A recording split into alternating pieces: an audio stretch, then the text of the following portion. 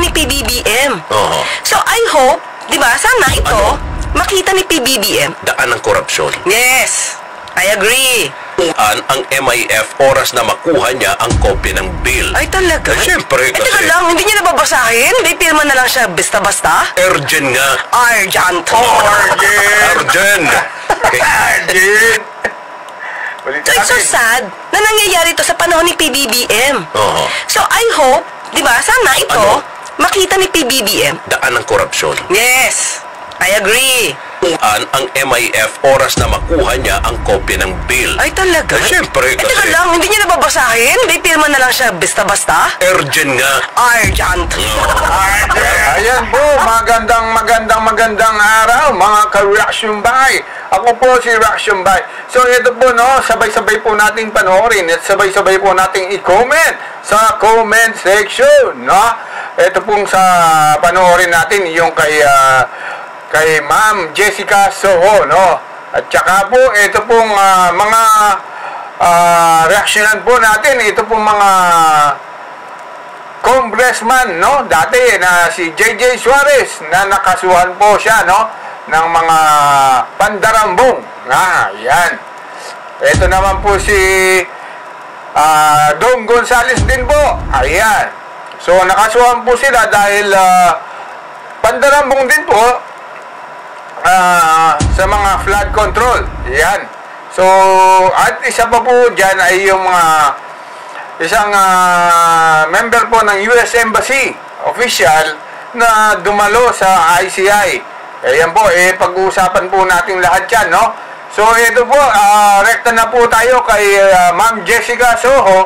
At yung hindi pa pala subscribe sa ating channel, huwag niyo pong kalimutan mag-subscribe at i-like at ating munting channel. Isang subscribe lang po, masaya na tayo, no? So ito na po, rekta na tayo. Aprobado na sa House of Representatives o sa Kamara ang national budget para sa 2026 o sa susunod na taon. Ang tanong pa rin, wala ba yang kurakor? Hello, kontraktor. Dami nyo pala. Siyempre, kontraktor ang may-ari. Pag ako naging kontraktor. Kontraktor. Isa siguro sa mga lalaban na Word of the Year ngayong 2025, kontraktor o yung mga congressman na kontratista pa. Ito'y sa kabila na ipinagbabawal sa batas ang mga kongresista na magkaroon ng pinansyal na interes sa kontrata ng gobyerno habang sila'y nanunungkulan para maiwasan sana ang tinatawag na conflict of interest. Diyan po natin na makikita na yun po talaga yan ay bawal, no? Ayan, sinabi na po ni Ma'am Jessica Soho na yan ay conflict of interest. Kagaya po yung nangyari kay sino po yun? Yung isa, si Representative Dong Gonzales, no? Siya po ay congressman at isa po niyan ay nangongontrata po, no? So may conflict of interest. Kagaya po siyempre, ibibigay sa kanya yung mga kontrata dahil po siya ang congressman. Kaya ganyan po pinagbabawal yan sa ating saligang batas. Ayan.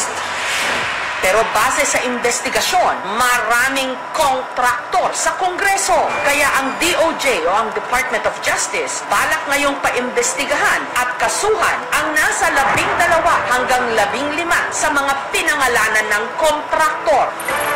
Ang ilan sa mga naiulat na questionableng proyekto ng mga binansagang kontraktor, sinilip at inimbestigahan ng KMJS Special Reports Team.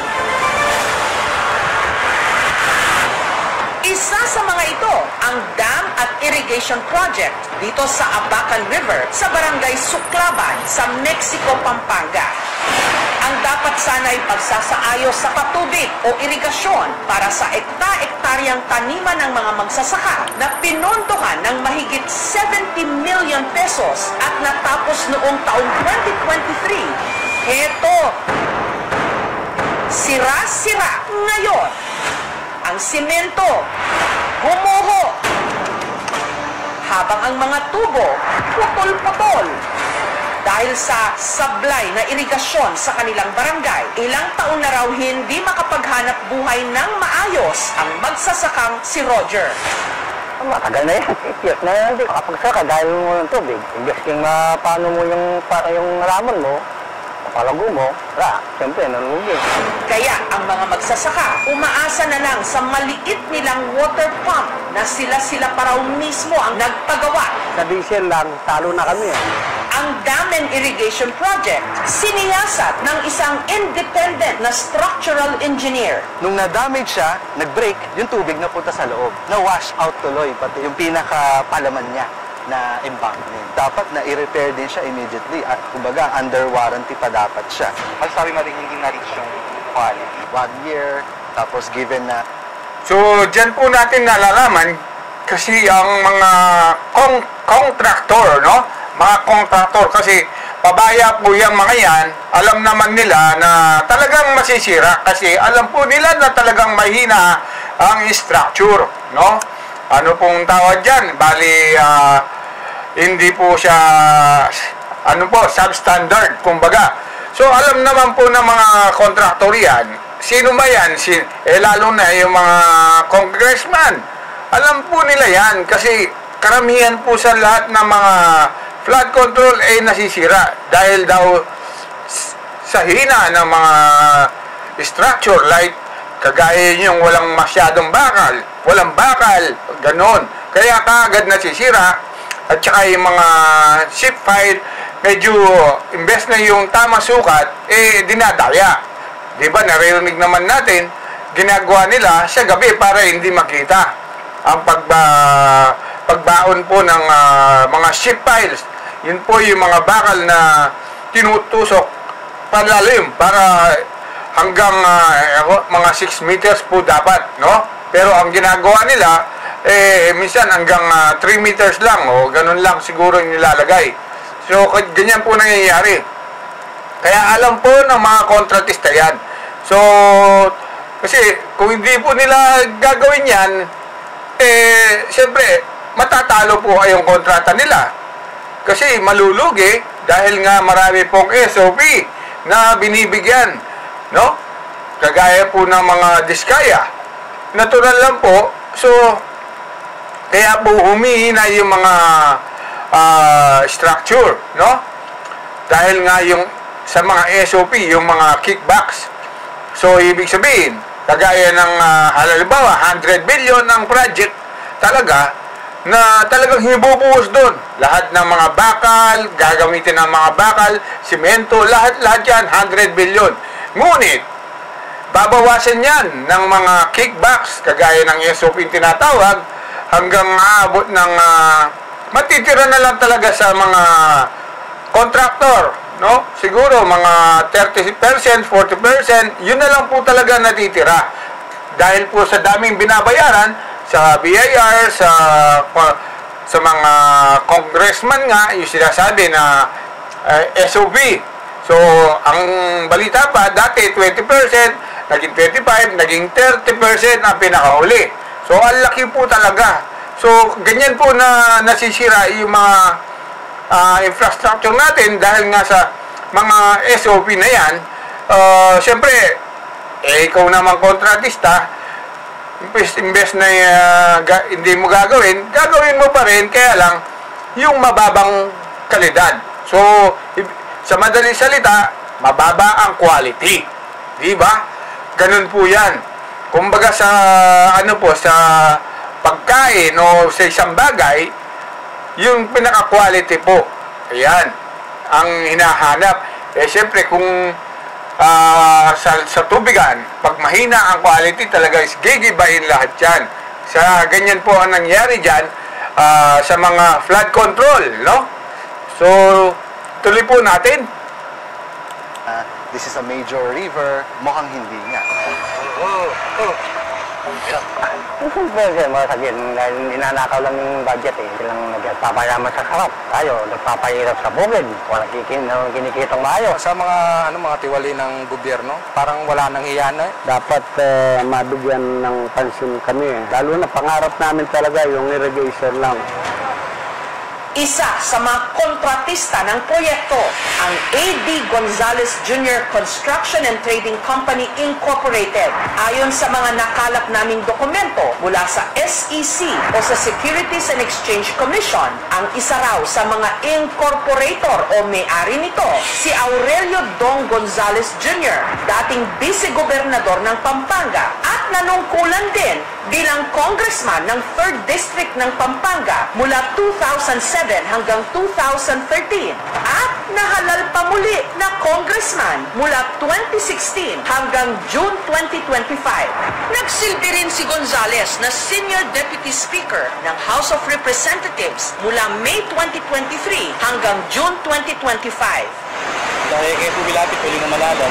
Ang problema, idinulog na raw sa mismong kontratista ng pinuno ng Association of Barangay Captains ng Bayan ng Mexico noon pang 2023. Kahit maya meron nag-text o nag-chat, huwag ko na daw ituloy ang demanda. Kung hindi sila natatakot, bakit sila magsasabi na huwag kong itutuloy ang demanda? So yun po, napanood natin na mukhang may pananakot din pala, no? Kagaya nun, nakita natin, huwag na daw ituloy ang demanda. So, ibig sabihin yan, meron talagang nangyayari. So, dito muna tayo pala, bago po lahat, ipasok muna natin si Auntie Claire. Auntie Claire, saan ka? Auntie Claire. Auntie Claire, Auntie Claire. Dali lang, Auntie Claire. Nangyayari to sa panahon ni PBBM. So, I hope, di ba, sana ito, makita ni PBBM. Daan ng korupsyon. Yes, I agree. Ang MIF oras na makuha niya ang kopya ng bill. Ay, talaga? Siyempre, teka kasi lang, hindi niya nababasahin? May pirma na lang siya basta-basta? urgent nga. Urgent. Urgent. Urgent. So, it's so sad na nangyayari to sa panahon ni PBBM. So, I hope, di ba, sana ito, makita ni PBBM. Daan ng korupsyon. Yes, I agree. Ang MIF oras na makuha niya ang kopya ng bill. Ay, talaga? Siyempre, kasi teka lang, hindi niya nababasahin? May pirma na lang siya basta-basta? urgent nga. Urgent. Urgent. Ayan po, urgent daw, urgent. Ng kapangyarihan na ganon, so many billions ina-allege na nakurakot under him. Yan nga yung sakit ng politika sa atin, na yung patronage aspect ng politika ay umiiral, lalong-lalo na sa nakita natin sa huling budget system or budget cycle. Hindi dapat nangyari yon at maraming pagpapaliwanag dapat si former representative ko. Hindi na lang pwedeng basta kalimutan na lang yung nangyari in the past dahil pera ng lahat ng Pilipino yan at kailangan may pananagutan. Siya lang ho ba ang dapat managot? It's the entire leadership that must answer and provide the complete truth. You mean the former speaker, Martin Oh, yes, Romualdez? of course. The ICI commissioners were able to ask me... Di ho ni former speaker Romualdez sa ICI, wala raw ho siyang kasalanan. Well, we can expect that to be said from him. From what you know, Speaker, yung ginagawa ng kanyang APRO-chair. Dahil the APRO-chair really answers to the Speaker. You have the floor, the chairperson of the Committee on Finance. Thank you, Mr. Chairman. isa pa sa mga mainit na pinag-usapan sa linggong ito ang isiniwalat ni Senator Sherwin Gatchalian na di umano overpriced na FMR o Farm to Market Roads. Kasi tinitignan namin yung ibang mga gawa. Like in 2024, tilinista namin yung top 10. Tawag namin extremely overpriced FMRs. Ayon kay Senator Gatchalian, nanguna sa listahan ng mga extremely overpriced FMR sa buong Pilipinas o pinakamahal ang isang proyekto sa Tacloban City sa Leyte, Baluarte ni dating House Speaker Martin Romualdez. Like for example, concreting of Barangay San Roque in Tacloban City, 348,000 per square meter. In your opinion, anything above 15,000 per square meter or 15 million per meter or per kilometer is considered overpriced. Yes, Mr. Chair. Kasi kung 15,000 nga, sa inyong opinion, is overpriced na, ito, 348,000 per meter. Hindi lang to extremely overpriced. Obvious sign of corruption na ito eh. Pinuntahan ng aming team ang proyektong tinukoy ni Senator Gatchalian. Ang Farm to Market Road nasa isang barangay sa bundok sa Tacloban, ang Barangay 100 San Roque. Ayon sa 2024 General Appropriations Act o ang budget para sa taong yon, ang halaga ng kalsada umabot sa 100 million pesos. Nunggat na ng aming team, dulo nito na nauna nang natapos ang mga kanal, sira na. Mualdez, pero hindi sila tumugon sa pagsisiyasat ng aming team at Grabe, no? Kung nakadto kami, sige lang untol-untol ngadto. Iralagin po'y pinasapasa kami. Sobra. It kami sakit. Kaya pwede nga. Grabe, no? Sipin mo. Binenta nga ang lupa dito sa dating congressman, no? Hindi naman pala binayaran. Ganyan ba kagahaman, no? Binenta na nga yung lupa, kinuha na nga, binagbili na nga eh. Hindi pa binayaran. Ganyan po talaga yung mga dating mga mambabatas sa atin. Grabe, no? Harap-harapan na pambubudol. Budol pa more. Ani, adit amon mga harani. Tidak. Ginagawag yung iton kuan tuna adan na matay na lang ang konsumisyon. Ayon sa DAR, wala di mano silang record ng kasong inihain o gumugulong na kaso ng land dispute laban kay Veloso na nakapalibot sa mga kalsada ng San Roque. Sinubukan naming kunan ng pahayag si Veloso pero wala silang tugon. Ayon sa kapitan ng barangay, taong 2024 lang nung sinimulang pagplanuhan at gawin ang Phase 2 ng FMR sa kanilang lugar. Gayong sa totoo lang daw, 2 dekada na nilang inaawitan na magkaroon ng konkretong Office Region 8 remains steadfast in its commitment to serve and uplift the lives of the farmer beneficiaries. Sinubukan naming hinga ng pahayag ang DPWH pero tumanggi sila ayon din sa direktiba raw ng kanilang central office. Ng pahayag ang Department of Agriculture. Dito po natin malalaman na tingnan niyo po yung interview po na ang video nito. Lahat po ng agency, kagaya po ng DPWH, DA, ayan, sinubukan na po nilang kunin ng panayam ang mga itong agency na to, pero tumanggi po kina Ma'am Jessica, no? Pati na po yung isang congressman na dating congressman tinanggihan, pati si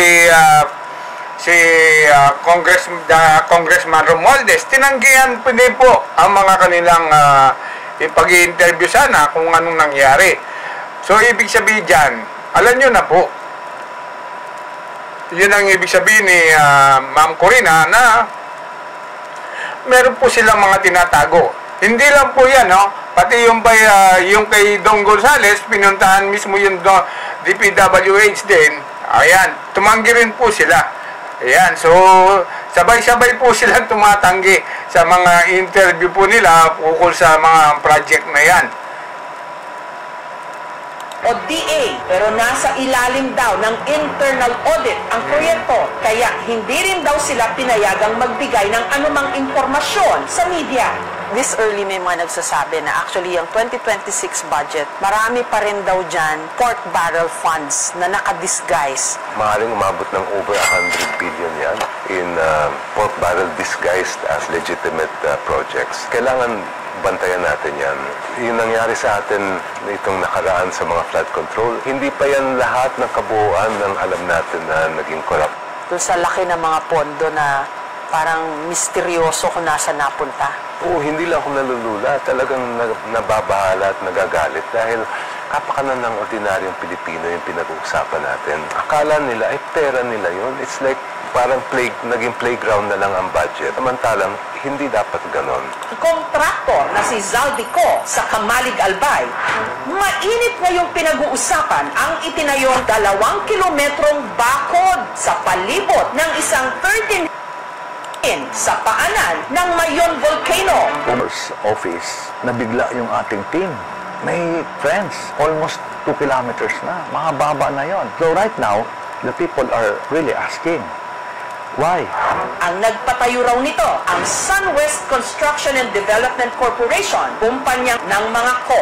Ang pader, magtatatlong buwan na raw pero Dinti kami rito, dito na kami tumanda. Tapos ngayon, binabawalan kami na magpasok niyan sa taas. pangamba ni Jen. Ang kalsada ang gagawin na 6 lane, kaya po ito naging ganito.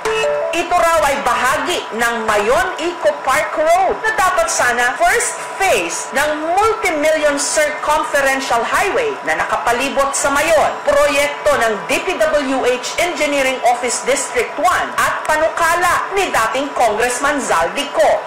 Hindi pa man natatapos ang kalsada, inisyuhan na ito ng DNR ng cease and desist order matapos madiskubre na nagputol ng libo-libong mga puno para lang magbigay. Ayan, samantala, ito na po, ito po sa Facebook, Representative Dong Gonzales, kinasuhan ng pandarambong sa 612 million flood control projects. Makita nyo naman po, yung pinakitang muna, yun po yung mga projects po ni Dong Gonzales, yung sa mga patubigan, no? Yan, tsaka mga flood controls, meron pa pong iba yan. Hindi lang po yan ang project. Marami pong naging project yan sa ating bansa, no? Na nakuha dahil siya po ay congressman, nakakakuha po dahil meron siyang contractor din po siya, kaya tinawag silang contractor. Ayan. At ito naman po si Representative J.J. Suarez. So nakita nyo naman po, yan yan po yung mga kaalyado ni dating Speaker Martin Romualdez. Ayan, sila po ang gusto talagang i-impeach si Vice Presidente Sara. So ngayon po, sila mismo talaga ang nagkakaso. Yan. So nakita nyo naman po sa sulat na yan, ayan, J.J. Suarez muling nahaharap. Ang dami siguro naging kaso nito. Muling nahaharap sa kasong plunder sibilin, maraming kaso nito. O pandarambong sa bayan. Di ba? At dito naman po tayo sa huli, ito po yung pagbisita ng isang US Embassy official sa ICI.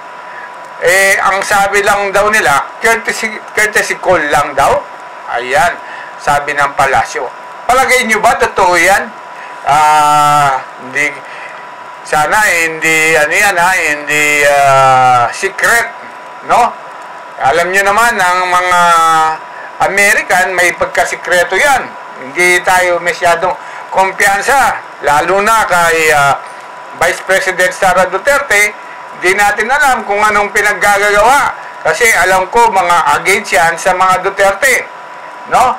So ibig sabihin yan, kung talagang kung yung nasa isip lang natin, so marami po talagang kalaban si Vice President Sara Duterte. Isipin mo, ICI ayaw ipakita, yung mga congressman, lahat-lahat po yan, kakampings, Dilawan, BBM, ano pa, sino, halos buong mga kalaban niya. Ang talagang, ewan ko lang po itong sa US Embassy, mga USA, no? Kung kakampi po niya si Inday Sara, pero palagay ko, hindi rin po no? So, hindi po natin alam, no? Baka hindi nila kakampi. O ang talagang kakampi na lang siguro talaga ni Vice President Sara ay ang mga DDS, no? Ang mga DDS, ang mga taong bayan na pinaglalaban siya, yun na lang talaga. So yun na lang po. So yung hindi pa po pala subscribe sa ating munting channel, huwag niyo pong kalimutang mag-subscribe, mag-like at mag-share. So ito na po. Maraming salamat. God bless.